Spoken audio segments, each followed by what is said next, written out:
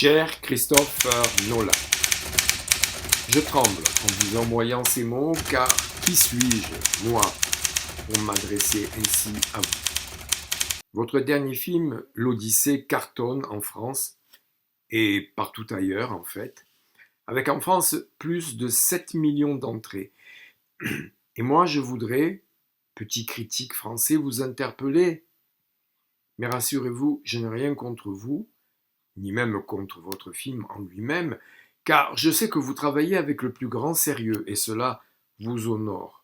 Mais ici, avec l'Odyssée, peut-être auriez-vous dû enfourcher Pégase, appeler Hermès au pied léger, et convoquer des Aèdes modernes, s'il tentait qu'il en reste, car votre film demeure quand même très politiquement correct, maniant la pensée unique et compagnie, bref, un peu falot, si bien que, sauf au niveau des couleurs, car le vôtre hélas convoque bien des nuances de gris, je ne fais pas trop de différence avec le film sorti l'année précédente, c'est-à-dire Ulysse d'Umberto Pasolini, dont je précise bien le prénom pour ne pas me faire insulter par les Irini de Facebook qui pourraient penser que je le confonds avec Pier Paolo.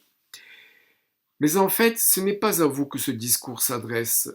Je vous envoie cette lettre que vous lirez peut-être si vous avez le temps, car je suis excédé en fait par le snobisme actuel du monde de la critique, encore plus exagéré du fait qu'aujourd'hui, n'importe qui peut écrire n'importe quoi sur le cinéma en passant par les réseaux sociaux.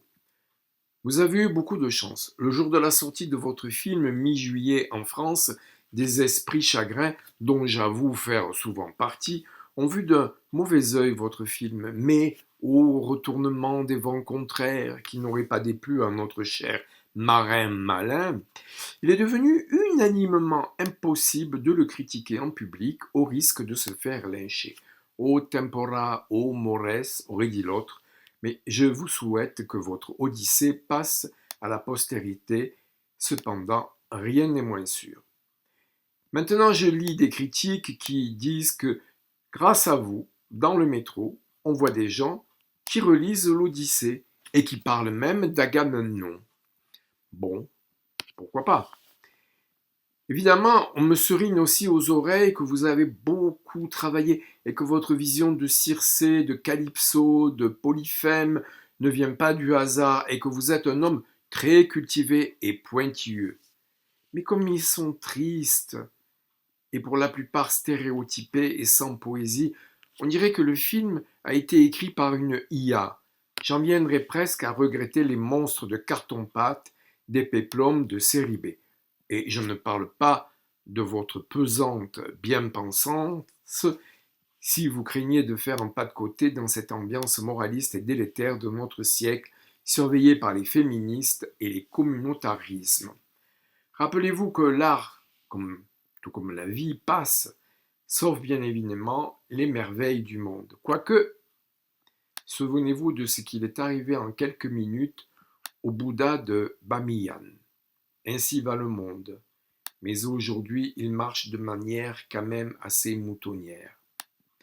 Cependant, comme en fait il faut toujours rire de tout, je ne me lasse pas de relire parfois des anciennes critiques des années 60, notamment celles qui, autour de Bertrand Tavernier et des Macmahoniens, encensaient des péplums tels que le nanar Le Géant de Thessalie de Riccardo Freda, devenu irregardable sauf pour se gondoler de rire. Puis, dans les années 70, j'en ai connu d'autres qui tordaient le nez en découvrant Fellini Satyricon, en lui reprochant jusqu'à son odeur qu'ils imaginaient fétide, et pourtant le film n'était pas un odorama. Mais il faut dire que n'est pas Fellini qui veut, l'art demeure, les critiques passent, et c'est ce que j'aurais aimé dire de votre film, que j'attendais pourtant avec une impatience, hélas, déçue.